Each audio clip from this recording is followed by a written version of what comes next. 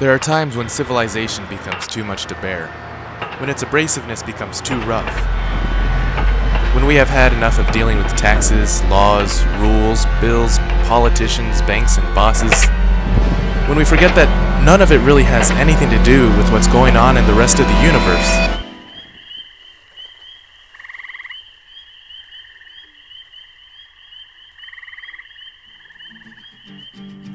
As George Washington Sears said, we don't go into the wilderness to rough it, we go to smooth it.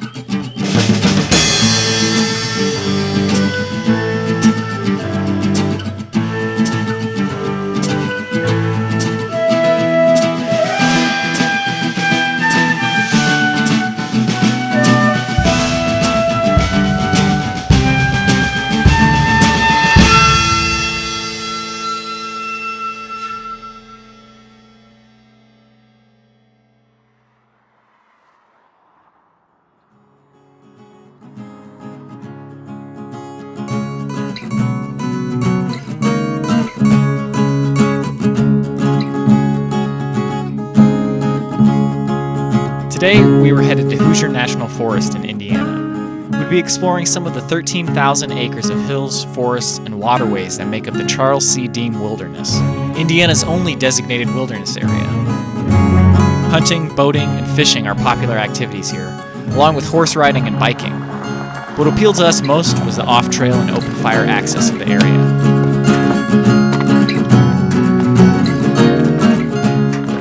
For thousands of years, starting when mastodons still roamed the earth, indigenous people have hunted, farmed, and mined the land. In the late 1800s, settlers logged the forest and set up farms. With the economic downturn of the 30s, people left. The government began purchasing land, and Hoosier National Forest came to be. Finally, in the 80s, the Charles Deam Wilderness was established. We rendezvoused at the parking lot, got all of our gear ready, and headed to the trailhead across the street. We would be hiking north on the Axum Branch Trail before heading off to follow a valley towards Monroe Lake. After camping in the hills near the valley, we'd follow the lakeshore west to another campsite. Finally, we'd make our way southeast before hiking onto the Grub Ridge Loop Trail and returning to the trailhead. We started off on the hike. It didn't take long for us to start noticing all the spring wildflowers that were just sprouting. Like this cutleaf toothwort, a native wildflower with edible leaves and a root that tastes of wasabi. There were also these spring beauties, another native wildflower that is entirely edible. The trail took us along huge hillsides. The trees were still barren and you could see the far-off hills in the warm light of the evening sun. The view was beautiful. There were even more plants and wildflowers along the trail, like this burdock, which would eventually develop a large edible root. This, jack-in-the-pulpit, it's more of a rare find, at least in my experience. It's really beautiful, kind of resembles a pitcher plant. Not really any uses, but it's quite nice. And right next to this is this, which is called sticky willy, or cleavers. And actually, if you cook it up, it's edible, and it also sticks to clothes. It's really nice to see all these flowers coming out finally. These plants here look sort of like an umbrella that a pixie might live under. But this is called mayapple. And whenever you see these sprouts coming out, you know it's springtime. But actually later in the fall, probably after August or so, you'll see a fruit. And eventually the fruit will become yellow and sort of shriveled. At which point, I've heard it's edible. A lot of people say it doesn't taste too good, and if you eat it too early, it's toxic. So it's not the most perfect sort of wild edible, but it's something. And it's really pretty.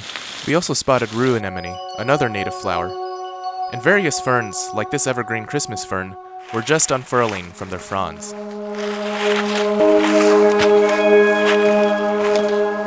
The trail winded down the hillside, taking us deeper into a valley, which would lead us towards the off-trail portion of our journey. Down here, things were much greener. Water was flowing, moss grew along the stream banks, and of course, we found even more beautiful wildflowers. There's two more wildflowers I spotted here. We've got trilliums, which have these distinct three leaves that are spaced evenly apart. That's native to this area. And we also have Dutchman's breeches over here, which you can see why it's named that. The flowers look just like a pair of pants. Now, trilliums are actually edible. The leaves are, at least, if you cook them. But if you ever see a trillium, you really probably shouldn't touch it because they are not the most common thing, and they're kind of fragile, so just appreciate from a distance. Now over here are wild violets, and they have these sort of distinct heart-shaped leaves and these beautiful flowers. And actually you find these a lot in people's lawns, just growing wildly among the grass. And for some reason they think it's best to cut them down or spray them and mow the lawns, but personally I think these look more beautiful and they're edible. We also spotted woodland phlox and the beautiful trout lily, whose young leaves and bulb are both edible.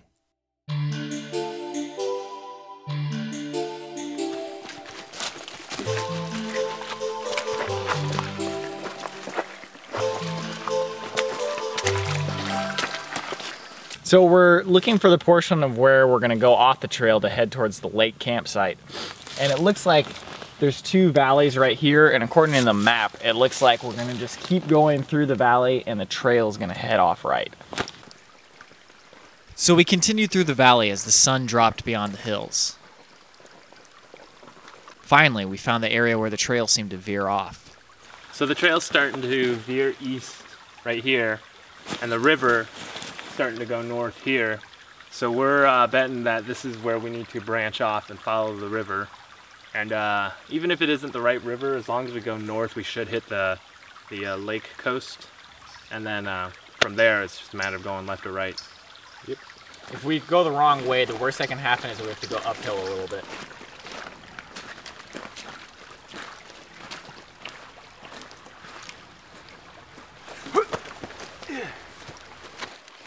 The forest felt especially magical on this spring evening.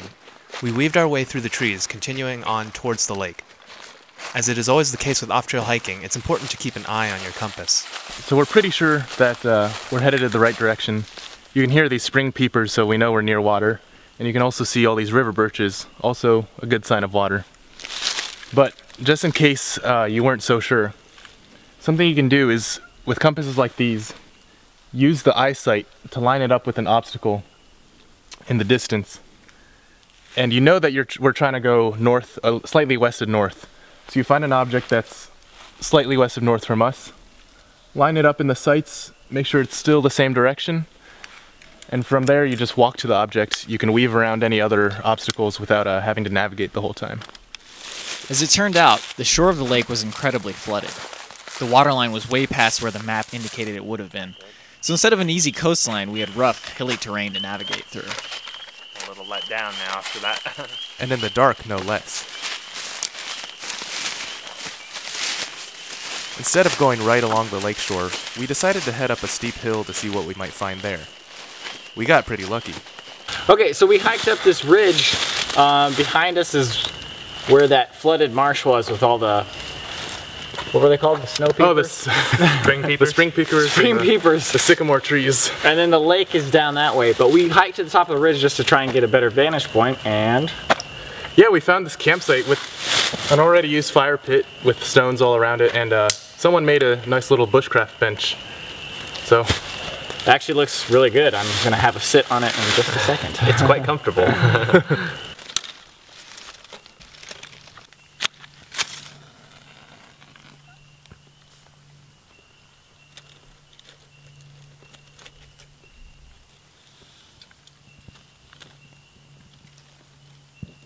It was finally time to settle down and have some dinner. And we had plenty of food, but we had forgotten to bring a spoon. So, it was time to carve one up.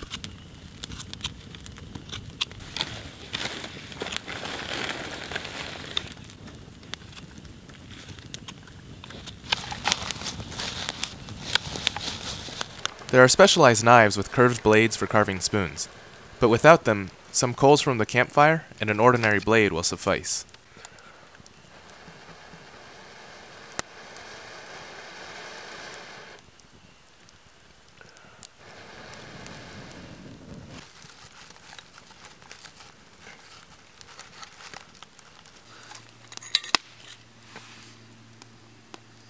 maybe not the prettiest spoon, but it certainly works on sauerkraut. After eating dinner, we went to bed, looking forward to seeing the lake the next day.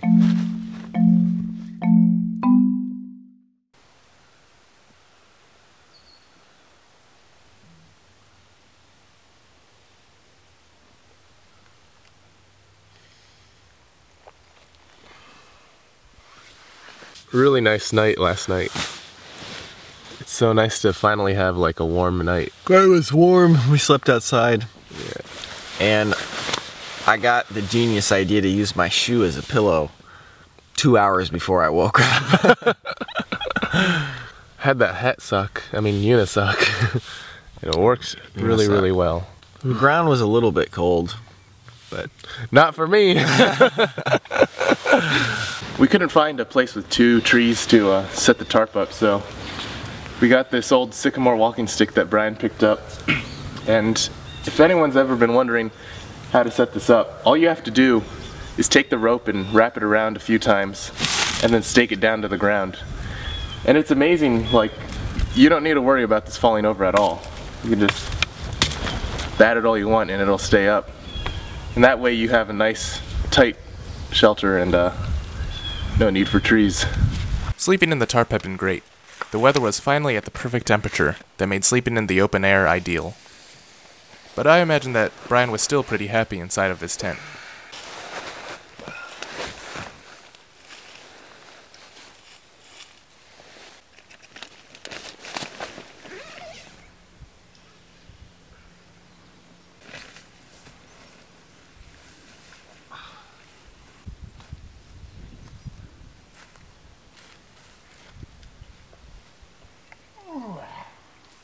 Even though it had been a fairly warm night, it was still a tad chilly. So we did some wild exercises to warm ourselves up.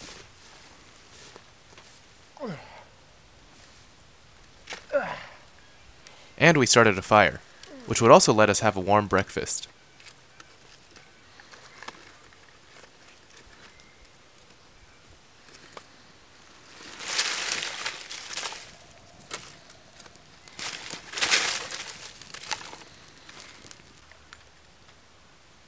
It was a peaceful morning, but eager to start hiking, we got to breaking down our camp.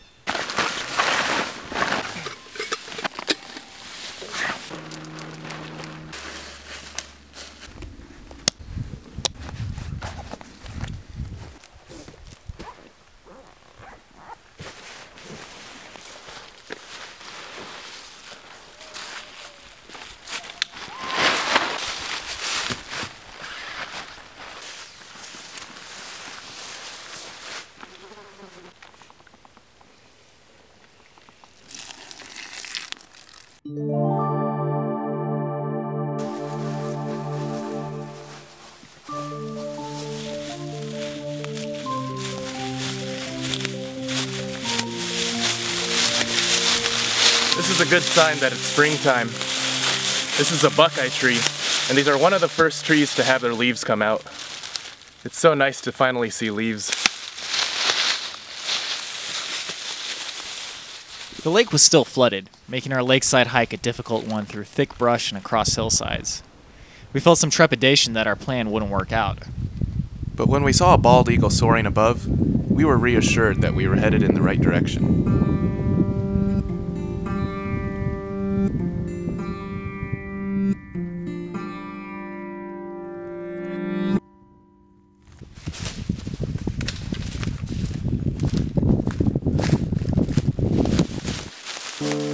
There was an inlet along the lakeshore, so we had to hike inland for a bit and cross over a flat open area full of dried grass and reeds. We stopped at the small creek that ran into the inlet to refill some of our water before continuing up the next hillside. Though the lake was flooded, the creek seemed shallow and weak, but they were flowing enough for us to get a good supply of water. With a full supply of water, we climbed up the slope and continued hiking along the hillside.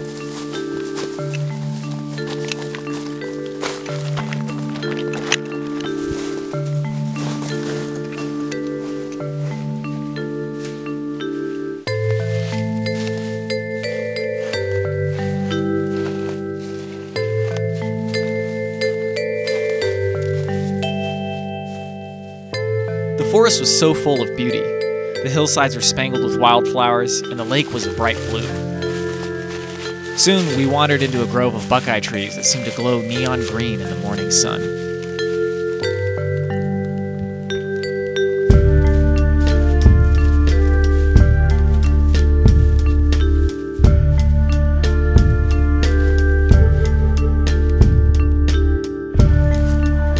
The forest brought us one wonder after another.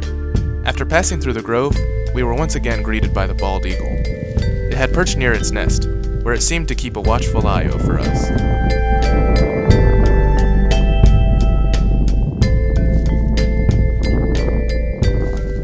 There was a four-legged fellow nearby too. And as for that plant next to him, places like this really remind me just how beautiful nature is. You've got the Buckeye leaves growing over there and the big blue lake on the other side, and of course bald eagles and things like that. But there's a lot of beauty on the forest floor too, and not just the flowers. This plant here doesn't look like much, but this is called false mermaid weed, and it's actually edible. It hasn't got much of a taste, but it's nice to know that even a plant that seems insignificant as this has a use. Kind of peppery. A little bit further and we had reached another inlet of the lake, and decided to rest a bit and look around. So we've reached the inlet according to the map, which means that our campsite is on the other side of this little body of water right here.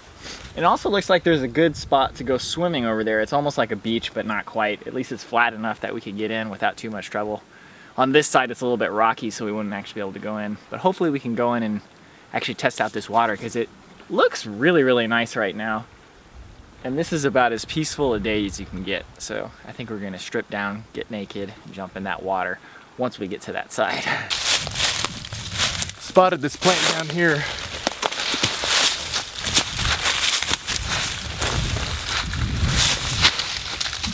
It might not look like too much.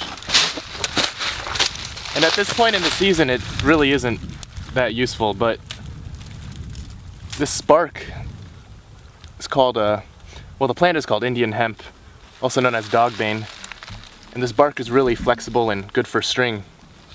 I imagine it's better when it's more alive and not all sort of dead like this, but you can spot this plant because of its distinctive, really long seed pods, which has got all this white fluffy stuff in it too. Earlier in the fall, the inner fibers of dogbane are good for cord, and in the summer, the bark of the plant, which somewhat resembles milkweed, can be used for temporary cord as well. At this inlet, we once again filled our water bottles before continuing on.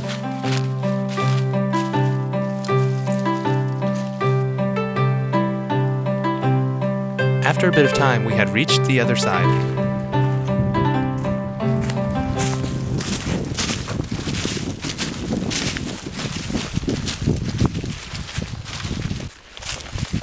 Although it was flatter compared to some of the hillsides we had hiked across, the flooded shore was pretty rough. It was soggy and full of debris.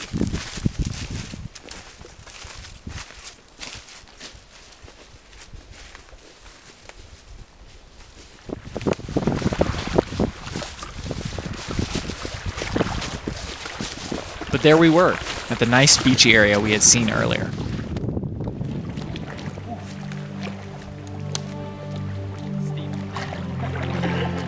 It was cold and rocky, but it felt incredible.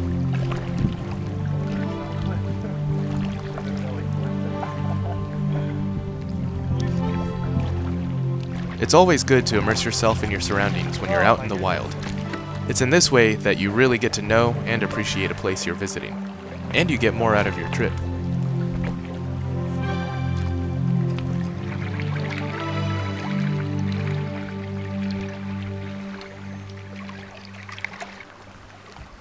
We're just resting on the shore over here, and on the opposite side of us, we know from the map that there's two inlets. You can actually see them, the cluster of green treetops over there, probably because it's got rising water in the inlet. And you can see one over there, you can see one over there. And our campsite that we're moving to should be directly south of that one, so somewhere right over on the opposite side of the shore there. All right, we're about to head out, and Andrew just asked, are you guys ready? And I said, no, but I'm going. Because we're really tired right now.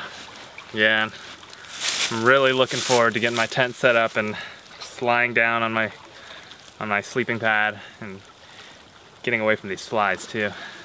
Looks like we got about, 3-ish hours of sunlight, but you have to consider that it's hilly terrain, so it's probably less than that. We're gonna head out.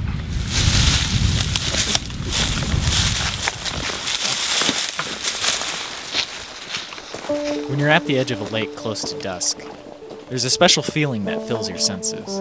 It's not just a sense of calm, but a sense of ease. The day is close to done, and the gentle sound of the water lapping against the shore lets you know to wind your own senses down, almost as if the lake is gently transitioning you into rest. We were getting pretty tired, and we debated whether or not we should go to the campsite listed on the map, or just find a suitable spot along the way. As it turns out, we found a hill with an old fire ring and decided to settle down there for the night. The hill was covered in trout lilies that gave it an ethereal green glow, like the silver lining of a cloud.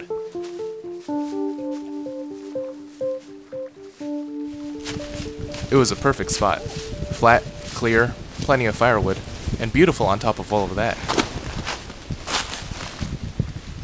The fire pit hadn't been used for some time. Moss had grown on the stones and it was covered in leaves. It needed cleaning, and underneath, we found some treats.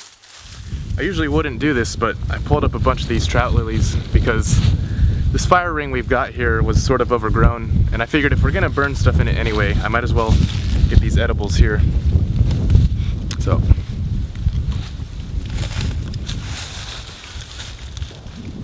Got a nice sweet, sort of chewy texture. It's pretty good.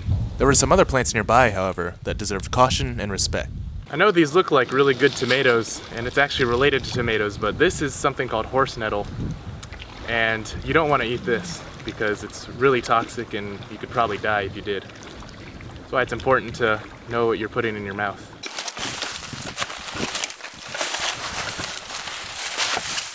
And with that, it was time to set up camp and gather some wood for the fire.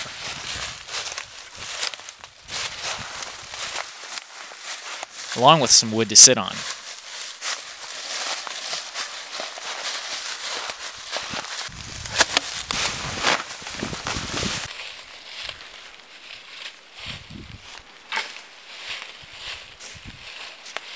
Brian's walking stick once again came in handy for setting up the tarp.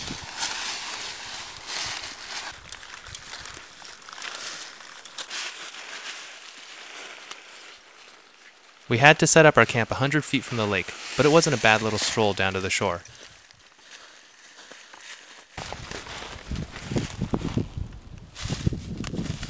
Setting up camp every single day might seem tedious to some, but in reality, it leaves you feeling very much satisfied.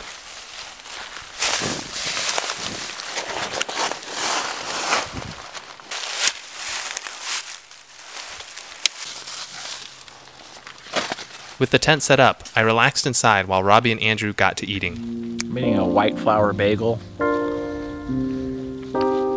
Really bad for you, but tastes really good. I put anchovies in it earlier. And an anchovy sandwich. Delicious. Oh yeah, I can't wait to try that. Oh my God. Andrew's about to try it. It was good. Oh. Anchovies are one of my favorites. I don't know why. The stereotype is that anchovies on pizza is disgusting, but I love it. I've never actually had it on pizza before. I assume it'd be really good. Yeah, I had it in Cleveland. It's quite good. This might be too much. It tastes kind of like a bacon sandwich almost. Yeah, anchovies are the bacon of fish. That's perfectly put.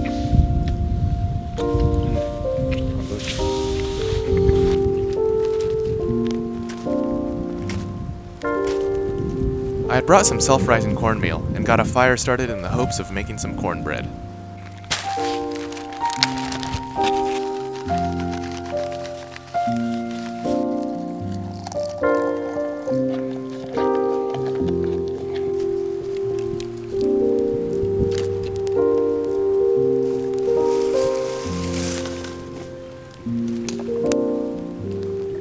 It was a magical evening, so quiet and so peaceful, and we had a terrific view of the lake. I spent some time writing in my journal. It's an absolute privilege to be able to enjoy moments like these.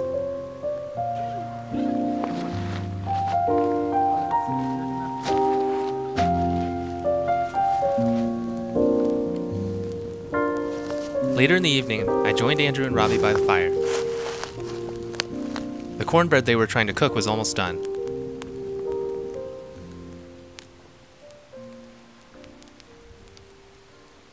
It's about time to see if this cornbread is ready.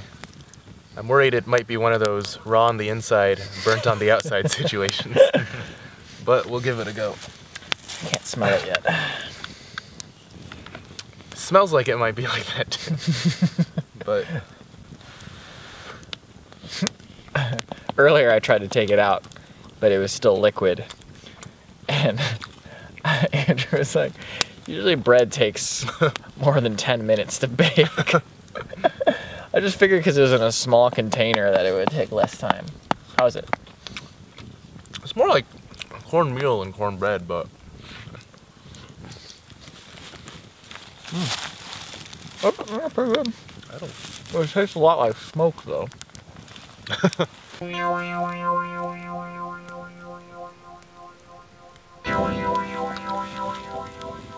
After spending the rest of the evening by the fire, we decided to head down to the lakeshore near our campsite to see the colors of the evening sky and watch the stars.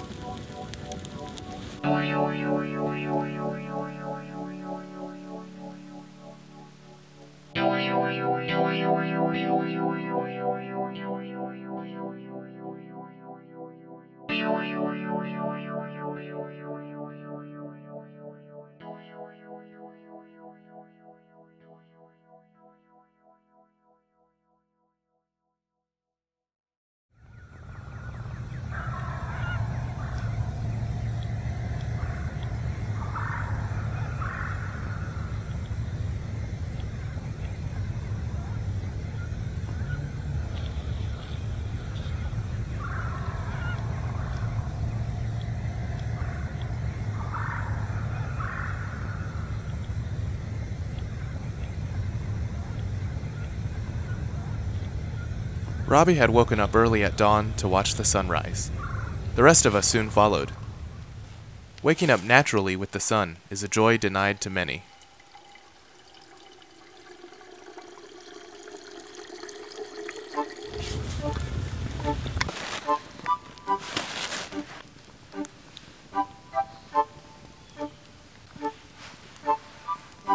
By the morning's campfire, we enjoyed some more delicious anchovy sandwiches. Man, that's good. And Andrew fried a bit of bagel up in the fire using the leftover anchovy oil.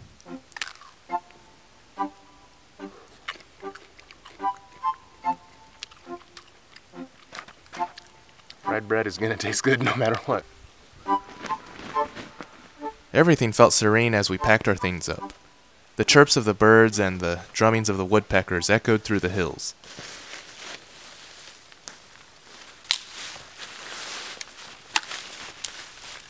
We took down our shelters and shuffled them into our bags, stopping every so often to glance at the beautiful lake.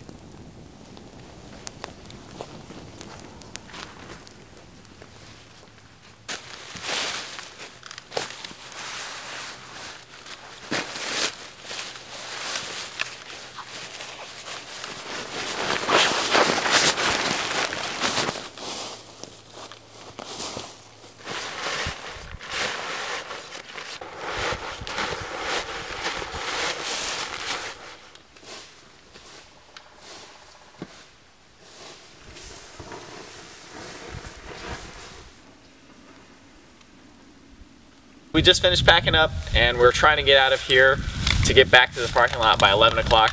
It's probably about 9:30 right now, so that's probably not going to happen. But we have to go over this ridge and hopefully find the trail. Should be about 2.2 miles hike back, so hopefully it won't take too long, especially since we'll be on a trail this time. Here we go. The hill just behind our campsite led up to the ridge where we hoped we would find the trail. It was a rough, steep hike, full of fallen logs, bumpy rocks, and brambles.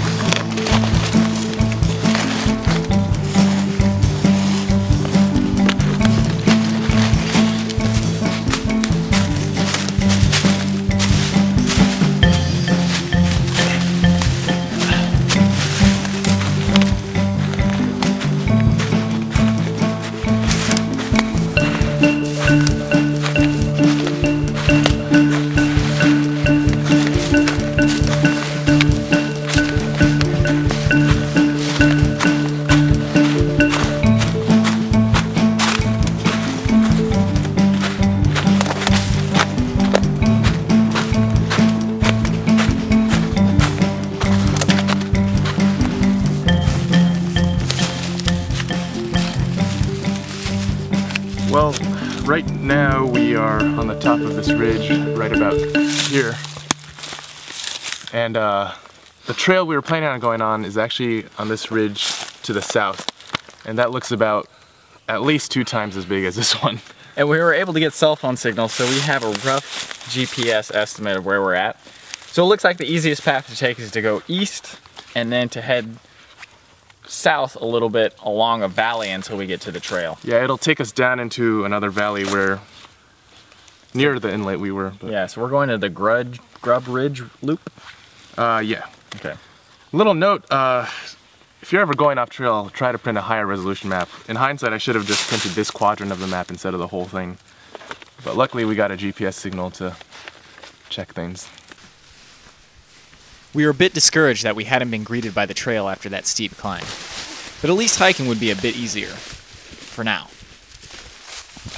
Sometimes you'll hear people say that hiking downhill is actually harder than hiking uphill. Well, I can tell you from experience, that's a lie. The hike back down the ridge went fairly smoothly. We hoped that by hiking up through the inlet we had previously wandered through, the hike up to the second ridge where the trail was would be easier and more gradual.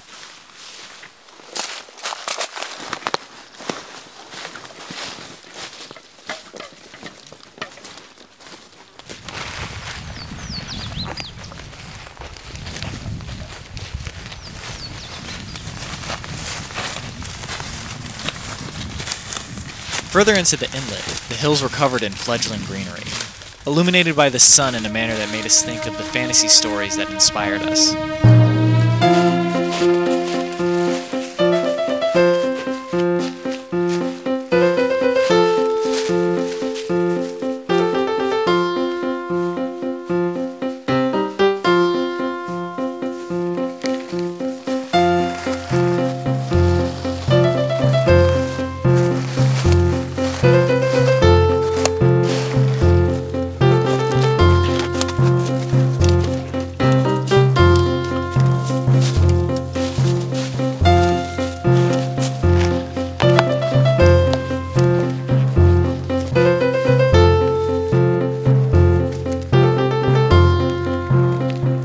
Hiking up a second steep hill was inevitable.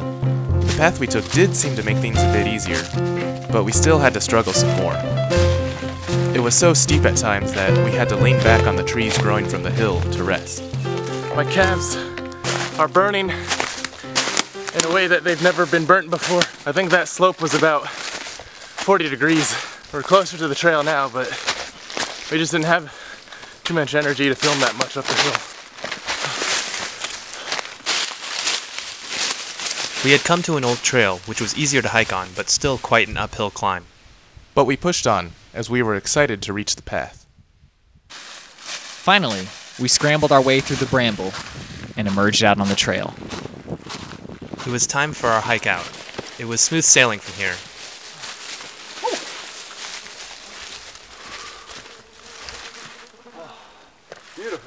So we just came up this ridge to our left through a bunch of brambles and thorny bushes. We finally intersected with Grub Ridge Loop Trail, which is going east to west, and we were heading directly south, so now we gotta head this way, which is east. That'd have been one of the toughest hikes. It was about 40-degree incline or something, at least in my mind. It's gonna be weird to be walking on this trail because this will be the first, not the first, but this will be the second time we've actually been on a trail, but definitely not the majority of time on the trail. Yeah. It's gonna be really nice just to be able to walk on flat land for a while. And know exactly where we're going. Yeah. Also helpful. All right, let's go. All right.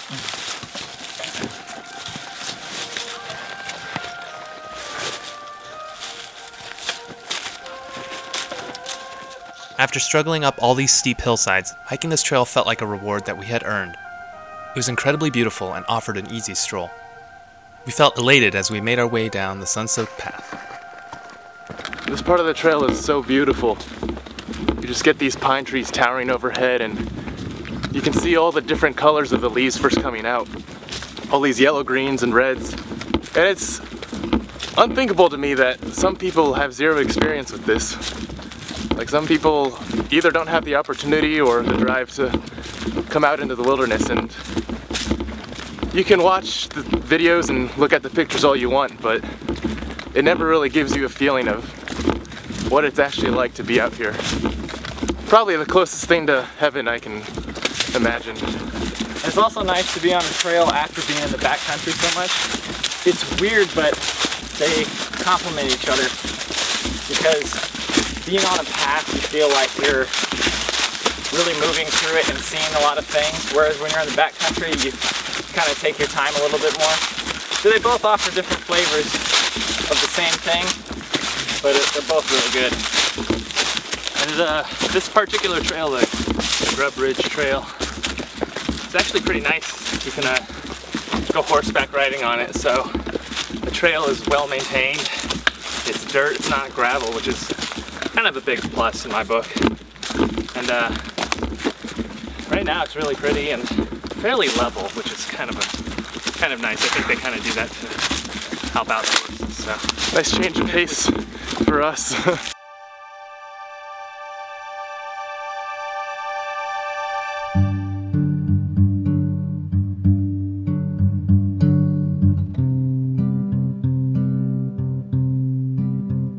Like the spring flowers that now stretched into the sunlight after a long winter slumber, we felt as though our spirits and minds had been restored.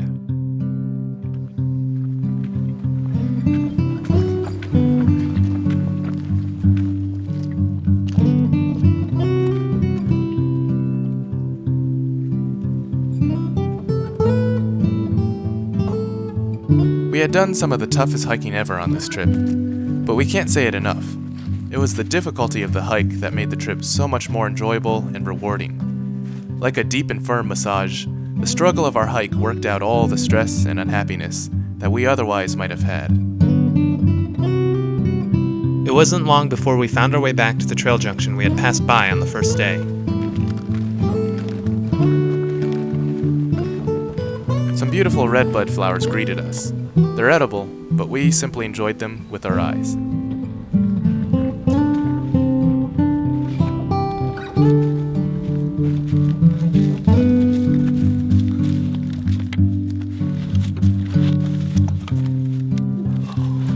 It was a pretty easy hike after we got on the trail, and it was even shorter than I thought it would be. It was especially fast because we didn't have to scramble through brambles or go up hills. It's weird to see cars again, though. When we're away from nature, we have soft beds, hot showers, climate control, and cars to carry us around. But too much of this comfort serves only to degrade our bodies, numb our minds, and alienate our spirits. Camping in the wilderness is a fun, easy, and enjoyable activity. But even when, or perhaps especially when it becomes a difficult and messy affair, it still smooths over the roughness of civilization.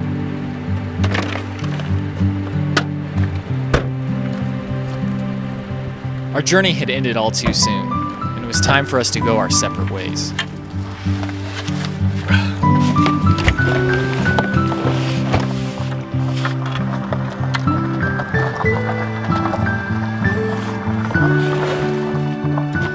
we wished we could stay longer, we had to head home. We would remember this beautiful place forever, and perhaps it would remember us.